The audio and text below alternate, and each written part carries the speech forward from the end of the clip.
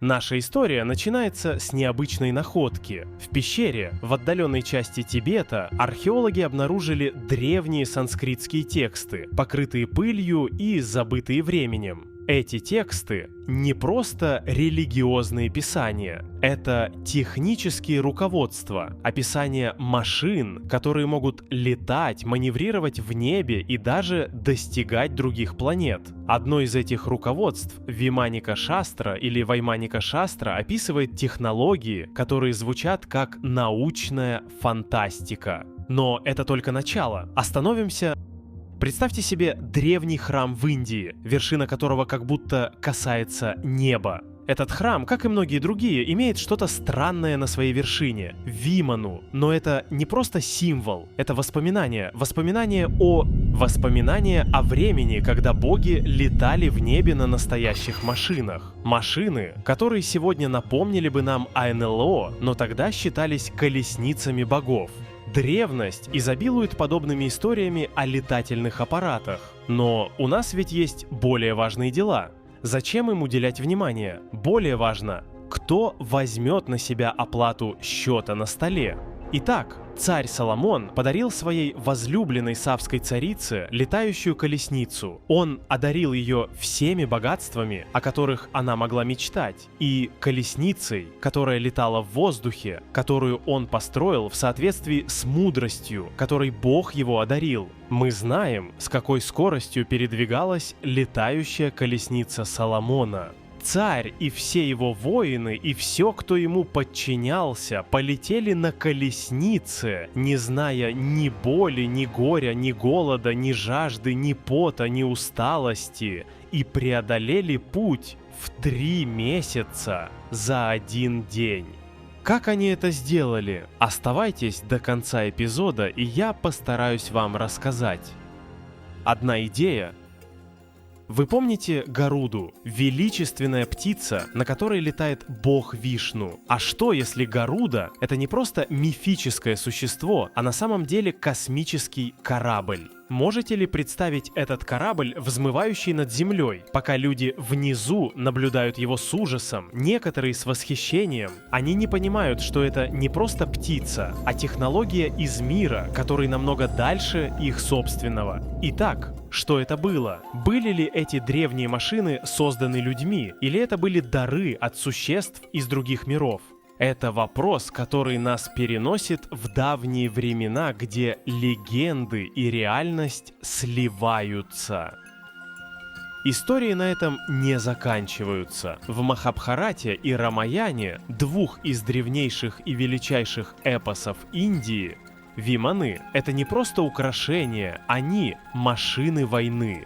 В одной из битв, описанных в Махабхарате, Вимана выпускает оружие настолько мощное, что оно уничтожает целые города и оставляет после себя только пепел. Это не просто сказка о битве, это предупреждение о силе технологии, которую даже сегодня мы не можем полностью понять. А теперь представьте себе что-то еще более невероятное. В одном из этих старых манускриптов, описанных как документация для межзвездных кораблей, упоминается экипаж, который путешествовал с Земли на Луну. И не просто как миссия, а как война. Война между земными и небесными силами. Является ли это просто выдумкой древних рассказчиков или воспоминанием о реальных событиях? В поисках ответов ученые, такие как доктор Рагаван и доктор Кришнамурти, провели десятилетия, изучая эти древние тексты. И то, что они обнаружили, может полностью перевернуть все, что мы знаем об истории. Виманы — это не просто легенда, это загадка, ждущая разгадки. Инцидент из 70-х годов в Индии, когда группа индийских археологов под руководством доктора Раджеша Кумара проводила раскопки рядом с древним храмом Брихадисвар в Танджавуре, Южная Индия. Этот храм посвящен богу Шиве, известному своими масштабными архитектурными достижениями и мистическими легендами. В то время как копают в нескольких километрах от храма, археологи обнаруживают странные металлические фрагменты, которые не соответствуют ни одному известному периоду индийской истории. Эти фрагменты имеют необычную структуру, и на их поверхности есть символы, напоминающие древний санскрит. Посоветовавшись с местными жителями, доктор Кумар и его команда узнают о местной легенде, которая передается из поколения в поколение. Согласно легенде, в небе над храмом часто появлялись летающие колесницы, излучающие ослепительный свет. Говорили, что эти колесницы использовались богами для наблюдения за землей и передачи своих посланий. Легенда также рассказывает о странных огнях, которые виднелись над храмом в ночном небе, особенно во время больших праздников, когда верили, что боги сходили на землю. Археологи озадачены своими находками и решают отправить их на анализ в Национальный институт исследования древних технологий в Дели. Там установлено, что металлы неизвестного происхождения и обладают магнитными свойствами, которые необычны для тогдашнего знания. Местные жители уверены, что это доказательство существования древних виман.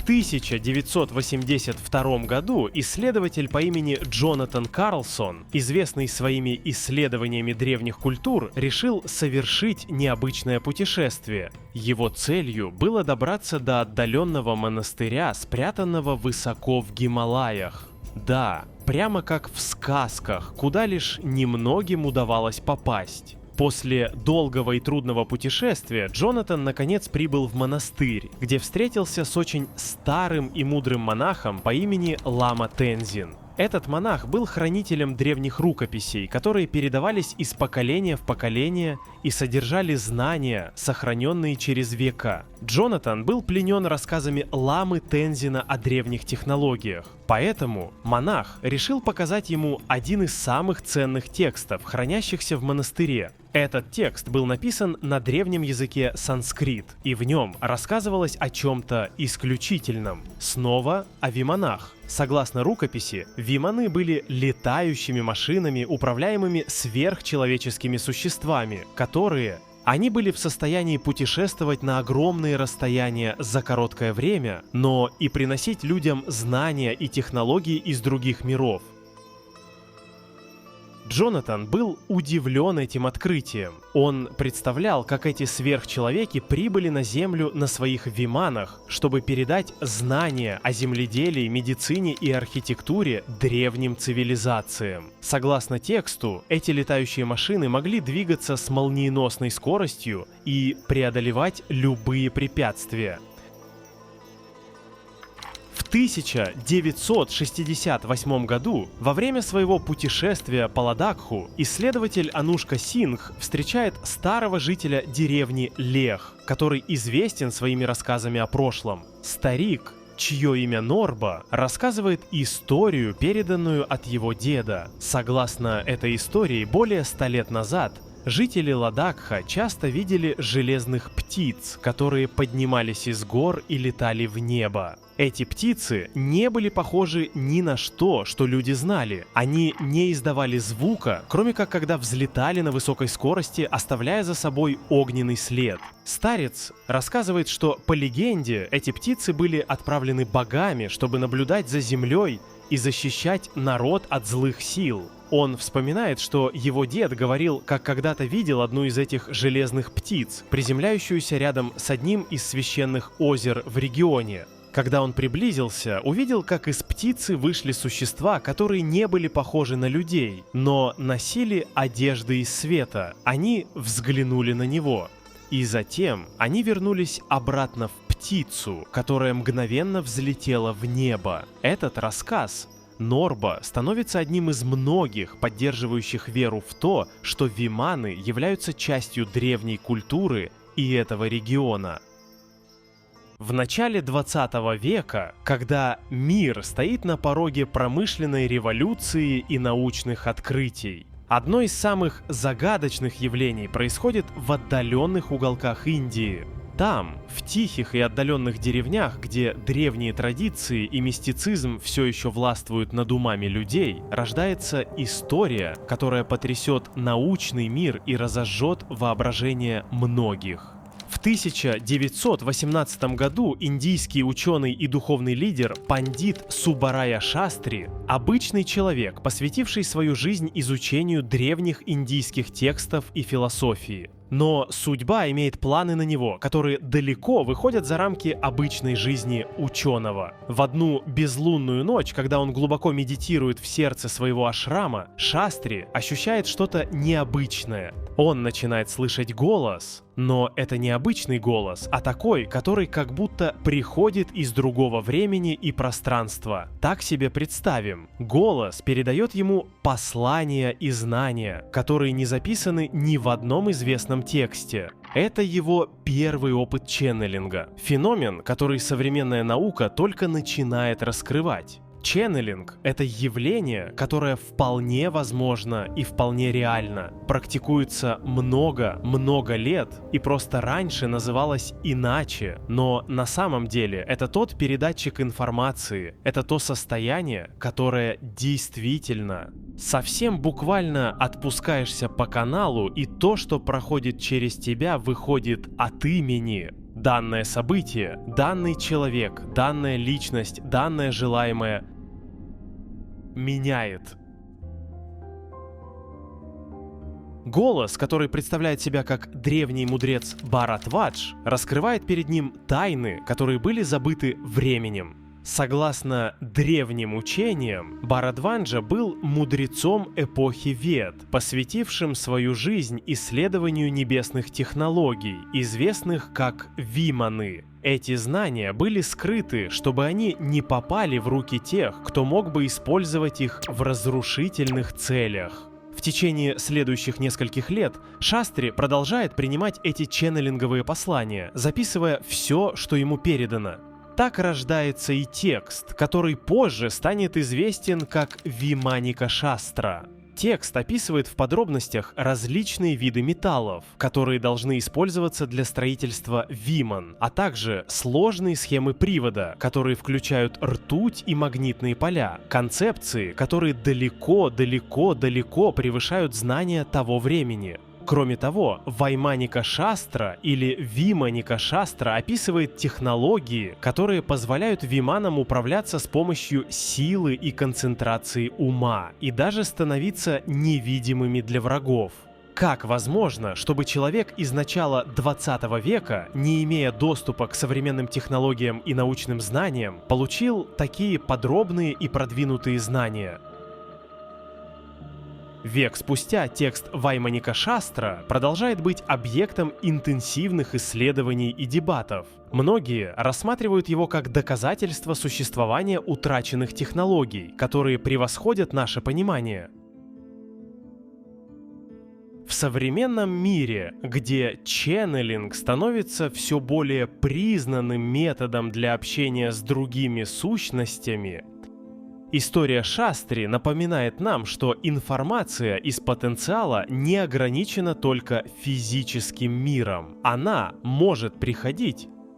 И она приходит из других реальностей и слоев существования. Тогда, когда, конечно, наши умы открыты для восприятия большего количества частот и возможностей. Я думаю, что Артур Конан Дойл в одном из блестящих цитат Шерлока Холмса сказал: «Когда исключишь невозможное, все остальное, каким бы невероятным оно ни казалось, должно быть правдой». Идея заключается в том, что мы сами устанавливаем себе рамки, мы сами не даем себе возможность расширить свой кругозор, увидеть за пределами того, что знаем. За нашим горизонтом есть много других горизонтов. И хорошо, да, дать себе шанс увидеть, чтобы собрать более широкую перспективу, пока мы исследуем задачу, которую поставили себе здесь, на Земле. Не так ли? Интересно, что в сборнике даже даны рекомендации о том, как пилотам следует управлять этими летательными аппаратами, как защищаться от радиации, как уничтожать врагов, как становиться невидимыми и как парализовать противоракетную защиту противника. Это вещи, описанные века назад. осознаем ли мы это? О каких знаниях идет речь? Вот что говорится. Вимана должна быть крепкой и прочной, как большая летающая птица, сделанная из легкого материала. Внутри должен быть установлен ртутный двигатель с железным нагревательным аппаратом снизу. Благодаря силе, скрытой в ртути, которая приводит в движение силу вихря, человек, сидящий внутри, может путешествовать на огромные расстояния в небе. Авиаконструктор из Германии Аргун Темпом провел свои исследования и обнаружил, что в древнем тексте детально описаны технические характеристики высокотехнологичных летательных аппаратов. Они могли передвигаться со скоростью ветра или перемещаться на огромные расстояния в мгновение ока со скоростью мысли. В трактате упоминаются 32 секрета, которые пилот должен знать при управлении Виманой, какую диету соблюдать, а также как управлять Виманой безопасно. Движение Виманы может быть вертикально вверх, вертикально вниз и под наклоном вперед и назад. С помощью этих машин люди могут летать в воздухе, а небесные существа могут спускаться на землю. Нам очень удобно игнорировать все эти доступные факты. Все эти древние технологии, которые явно существовали, все эти древние памятники, которые просто стоят, и мы ездим туда на экскурсии, просто чтобы сфотографироваться. Но осознаем ли мы, почему они сохранились так долго? Спрашиваем ли мы себя? Копаем ли глубже, чтобы задуматься, почему это что-то там вот там не сдвигается? Если начнем это делать, возможно, начнем находить ответы, которые даже не предполагали. Когда самолет появляется на небе при солнечных лучах, он сверкает и отражает свет. Именно так описываются виманы в Ведах. Там также говорится, что эти виманы имели колеса, которые оставляли следы на земле, когда они по ней двигались. При взлете начинался такой сильный ветер, что дома начинали трястись, а деревья выкорчевывались. Исследователи, тщательно изучившие древние индийские тексты, обнаружили подробности. Оказывается, что такие упоминания о летательных аппаратах имеются в множестве текстов Древней Индии, включая Веды. Вот так описывается приближение этих машин в тексте, датированном не позднее 2500 лет до нашей эры. Деревья задрожали, большие растения были вырваны ужасным ветром, пещеры наполнились грохотом, а небо казалось, будто оно вот-вот разорвется на куски или упадет от большой скорости и мощного грохота воздушного корабля.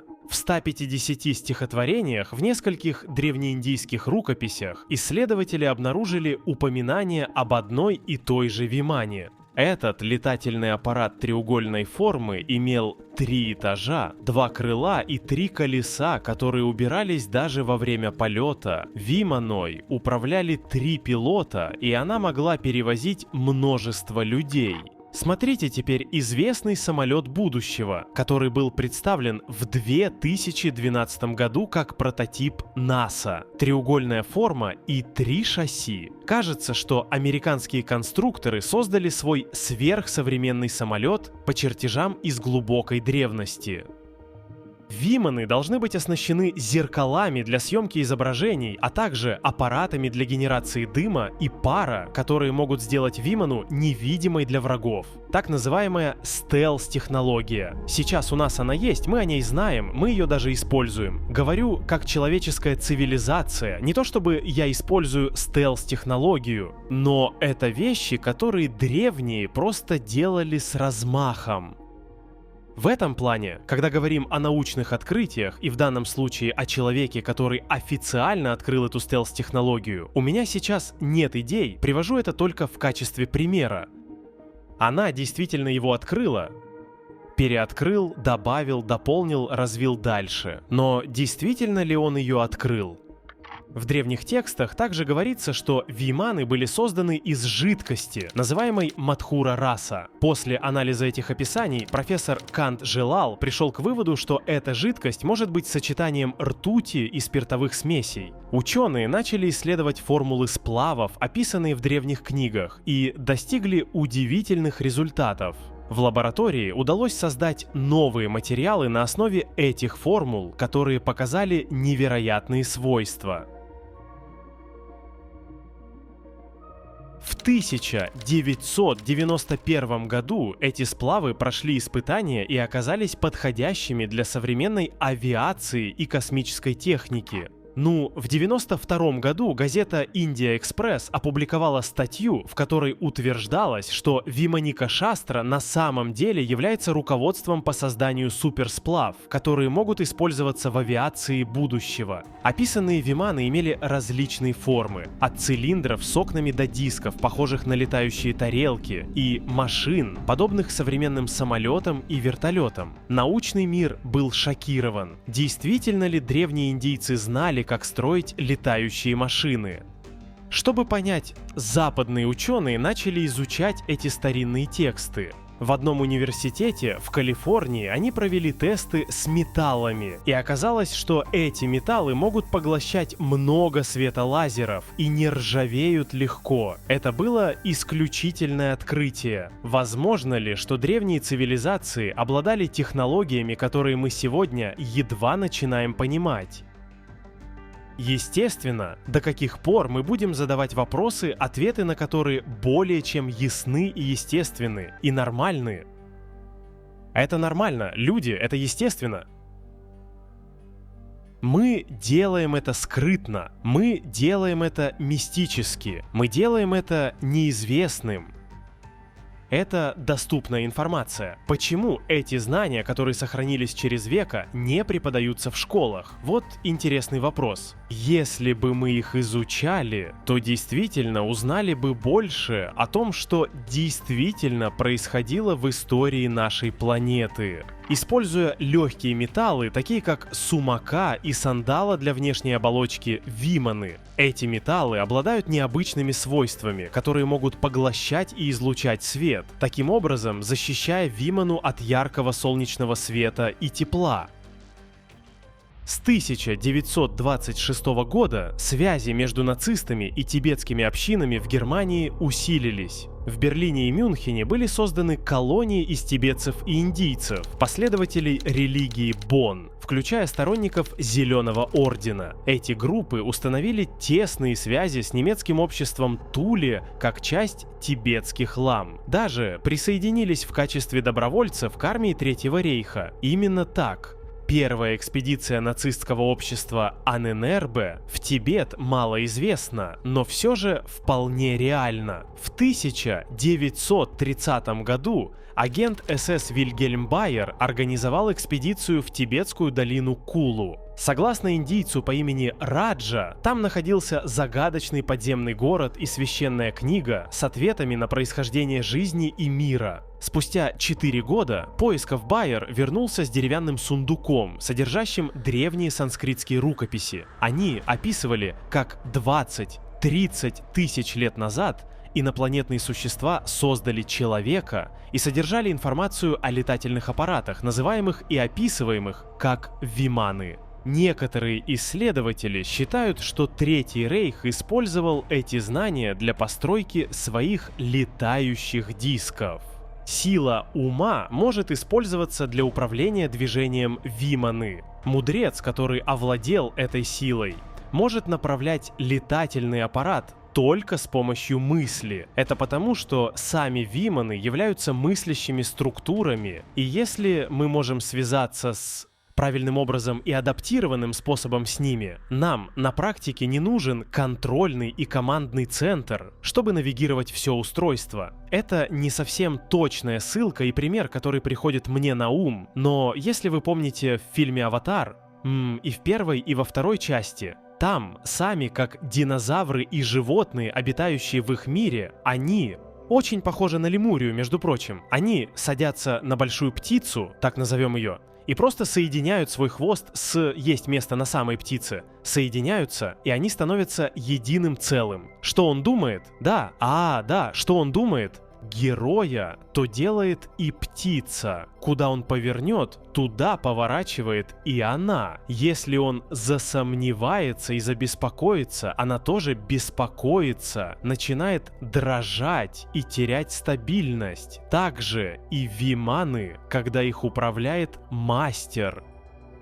В египетском папирусе, найденном профессором Тули, описано мистериозное явление, которое произошло во время правления фараона Тутмоса III, то есть 3500 лет назад. На 22-й год писцы Дома жизни увидели в небе движущиеся огненные круги. Они светились ярче, чем солнце, и простирались до краев неба. Эти огненные круги были могучими, и фараон вместе со своей армией наблюдал за их движением. К вечеру огненные круги поднялись выше и направились на юг, и фараон воздал благоухание богам и приказал записать произошедшее в аналах Дома жизни. Сегодня мы бы назвали это явление появлением НЛО. Исследователи считают, что этот папирус является Тули – это самое древнее упоминание о встрече с неизвестными летательными аппаратами. В древних текстах различных культур есть чрезвычайно много описаний колесниц богов. Больше всего таких, как ни странно, в Библии. Пророки Даниил и Иезекииль, а также Моисей пишут, что Господь всегда сходит к людям с устрашающим огнем и громами, и на это нельзя смотреть, то есть светит так ярко. Чрезвычайно много подробностей о приземлениях этих аппаратов содержится в апокрифических текстах, которые, как известно, исключены из Библии. Описываются какие-то небесные объекты, небесные колесницы. То, что сегодня мы называем летающими тарелками. Разнообразные формы, которые люди наблюдали, но не могли объяснить и, соответственно, что они делали? Обожествляли их. Для людей это, без сомнения, были боги. Старозаветное слово «элохим», которое означает «Господь» на иврите, является множественным числом. В Библии ясно говорится не Бог, а боги. В Бытии говорится, что сыновья Бога сошли к людям на землю. Также упоминается, что эти сыновья Бога увидели дочерей человеческих, и они показались им привлекательными, и они взяли их в жены. Очень тонкий момент. И будет хорошо, действительно, но на самом деле задуматься. И хотя бы научиться, хотя бы попытаться читать между строк, а не принимать все за чистую монету. Проверяйте вещи, люди. Хуанди, согласно китайской мифологии, спустился на землю на огромном летающем драконе, который извергал огонь. Легенда гласит, что он пришел с далекой звезды, принеся с собой невероятные технологии.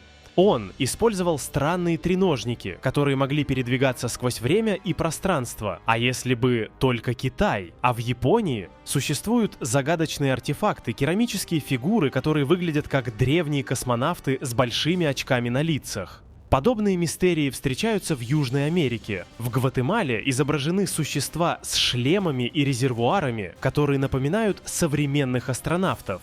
Вот они, сохраненные посетители, участники, гости. Друзья из других миров. Индийские саги Рамаяна и Махабхарата описывают фантастические звездные войны с участием богов и героев. Они сражались с воздушным флотом и разрушительным оружием. В древнеиндийских эпосах упоминается так называемая эпоха Рамы, а сам Рама жил много лет. Он имел летательный аппарат, называемый Вимана. Легенда гласит, что Ракша с Раваной похитил его жену Ситу и увез ее в царство Ланка. У Раваны тоже была летательная машина – Вимана. Однако мистерии – это не только часть древности. В современности тоже есть множество рассказов о необъяснимых явлениях и встречах с неопознанными летающими объектами. Один из самых интересных случаев происходит в селе Ивангород, Россия, где местные жители видят, как НЛО медленно опускается над лесом, освещая все вокруг ярким красным светом. Согласно Виталию Балаховец, НЛО летел примерно на 3 метрах над землей и полностью беззвучно, прежде чем таинственно исчезнуть. Это не первый раз, когда подобные объекты появляются над Ивангородом, но всякий след от них быстро исчезает, оставляя местных жителей в недоумении.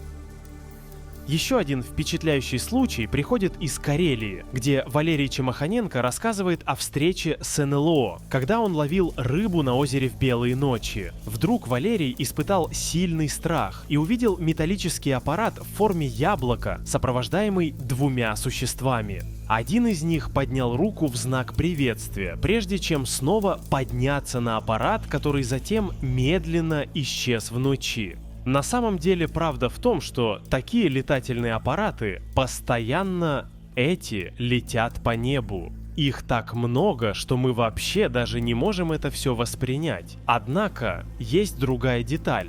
Мы недостаточно часто смотрим вверх, чтобы мы реально видим, что происходит. Как часто вы это делаете в повседневной жизни? За неделю, за месяц? Как часто просто смотрите вверх и ищете, чтобы увидеть и следовать за тем, что есть? Как часто, кроме караваны, летом на неделю с половиной и палатки до спада на 3-4 дня? Серьезно? Если в повседневной жизни уделять больше времени поиску таких связей, мы начнем их видеть. Есть много объектов, которые, как я уже говорил, мыслящие, и они прекрасно знают, когда кто-то хочет их увидеть просто из любопытства, чтобы сфотографировать и посмотреть, потому что это действительно может каким-то образом способствовать его задаче, тому, с чем он связан. Он начал заниматься этим, и это помогло бы ему. Отныне это будет его табличка «Продолжать искать». Исследования этих загадочных явлений продолжаются и по сей день. В аномальных зонах по всему миру, например, в России, команды исследователей, как те, что из экспедиции «Космопоиск», пытаются понять природу этих явлений. В еврейской мистической традиции, особенно в Кабале, существует концепция, называемая Меркаба или Меркаба. Это буквально означает «колесница». Случайность, не думаю, на иврите и связана с видениями пророка Иезекииля, описанными в Ветхом Завете. Он жил в VI веке до нашей эры, во время Вавилонского пленения. Его видение Меркабы является одним из самых известных и мистических описаний, задокументированных в книге Иезекииля, глава 1. Иезекииль столкнулся с кризисом веры. В плену и далеко от дома он и его народ чувствовали себя покинутыми Богом. В этот момент отчаяния на берегу реки Хевр Иезекииль получает видение, которое не только укрепляет его веру, но и наполняет его чувством божественного присутствия. В своем описании Меркабы Иезекииль рассказывает о божественной колеснице, которую несут 4 существа с человеческими лицами, также имеющие лица льва, быка и орла. Колеса колесницы сложные и полны глаз, они движутся во всех направлениях, не поворачиваясь. В современной эзотерике Меркаба рассматривается как поле энергии, которое каждый человек может активировать через конкретные практики, медитации, более специфические, ежедневные, назовем их так. Принципы и тренировки. Существуют современные ченнелинг-сессии, в которых утверждается, что Меркаба — это древняя технология, используемая высшими существами и может быть активирована человечеством, чтобы путешествовать между измерениями и достигать более высоких уровней сознания. Мы можем и так это изобразить. Если виманы представляют собой физические транспортные средства богов, используемые для перемещения через различные измерения и расстояния, существует и другой, более глубокий и невидимый способ, который связывает нас с именно этими местами, силами и полями. Это идея, которую я хотел рассказать вам в самом начале. Это называется гиперсфера. Представьте себе, что у вас есть собственный космический корабль, но вместо того, чтобы унести вас на далекие планеты, он ведет вас к более глубоким уровням понимания и знания. Этот корабль позволяет вам перемещаться в различные точки пространства, но так как пространство и время идут вместе, вы можете возвращаться куда решите «назад» в кавычках и отправляться, куда решите «вперед» в кавычках. на места, которые мы как бы не можем увидеть нашими глазами, но можем почувствовать нашей душой. Звучит очень магически, правда? Как это связано с наукой и современным миром? Теперь я попробую вам объяснить. В наши дни ученые обнаружили и очень хорошо знают, что все мы связаны в одно большое энергоинформационное, невидимое для простого глаза поле. Вы можете представить себе это как огромную сеть, которая охватывает все – людей, животных, планеты и даже мысли и чувства. В этой сети нет разделений, все связано и каждое влияет на другое. Точно как интернет связывает нас с людьми по всему миру, мгновенно. Для вас может быть 7 часов, для меня может быть час дня. Это не имеет значения, вы набираете и в ответ получаете отклик. Представьте себе, что можете так прогуляться, образно говоря, по прошлому, посетить будущее или даже исследовать дальние галактики. Совсем буквально. Все это, не покидая место, где вы находитесь. Как это вам звучит? Это все практически вполне возможно. И через некоторое время, если у вас есть желание, можем попробовать это сейчас. Это показывает нам, что это путешествие, о котором мы столько думали назад и вперед во времени, на самом деле в других параллельных реальностях и на других планетах и в других галактиках не нужно. И вообще в целом не имеет много смысла становиться физическим. Оно ментальное, оно мысленное. Давайте попробуем, если хотите, кто хочет, закройте глаза. Представьте себе светящийся плазменный шар на высоте около 40 сантиметров над головой. Он излучает искры, как солнце. Это ваша собственная личная гиперсфера. Теперь я вместе с вами.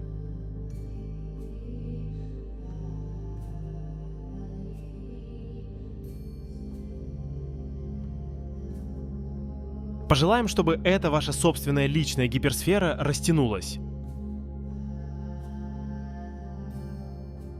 И чтобы она стала размером с космический корабль. Вы входите внутрь, и она вас окружает. Пожелайте и придайте ей любую форму, которая вам нравится. Посмотрите командный центр, меню. Там, откуда начинается путь и отправляется сам корабль. Посмотрите, что находится в коридорах. Оглядитесь вниз, вверх, вперед, назад. Посмотрите в большое окно перед вами и запустите двигатели. Загадайте себе пункт назначения. Атлантида.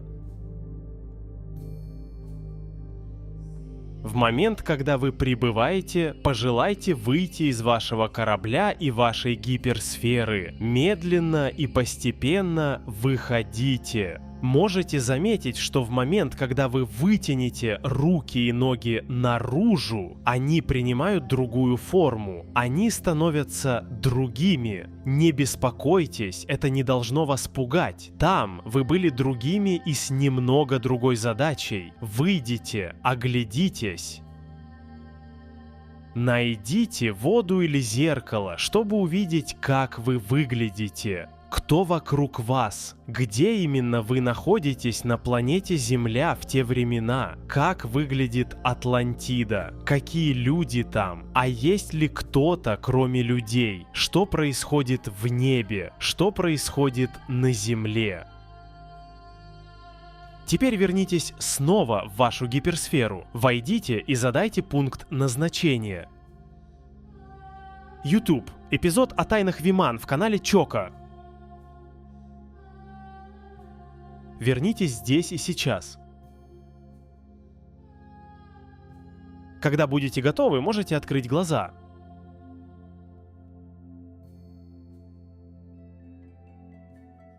Яколя. Это вкратце, немного. Так, демонстрация наших возможностей с нашей гиперсферой.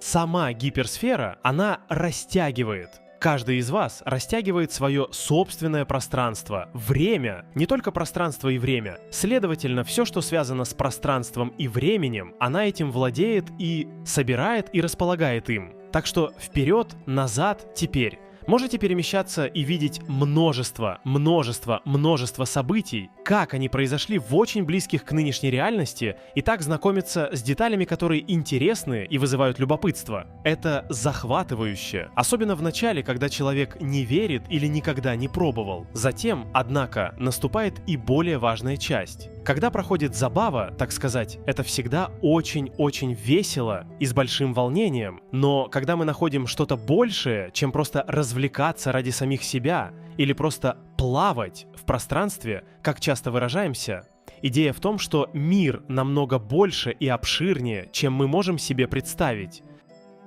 И ответственность, которую мы несем как вестники знания и люди, имеющие возможность жить именно в это время, именно в этот момент, именно таким образом, и выбирать тратить свое время впустую, занимаясь вещами, которые просто не служат ни нам, ни находящимся вокруг. Это галактическое преступление. Мы лишаем себя как и себя, так и других нашего огромного потенциала, и не развивать его. Вместо этого сидеть тихо, спокойно притворяться, делать из себя жертву, манипулировать и... Тук-тук-тук, да продолжим, как мы умеем. В конечном итоге все вопрос свободной воли, но... Хорошо знать, что у нас есть альтернатива.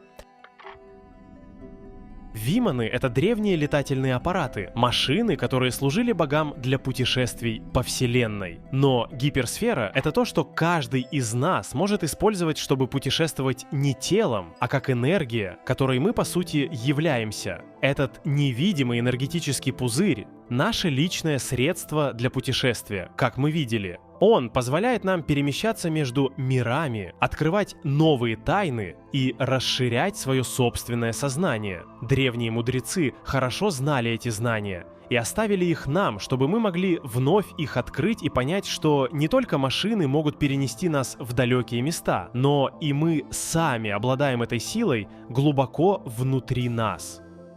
Итак, дорогие люди,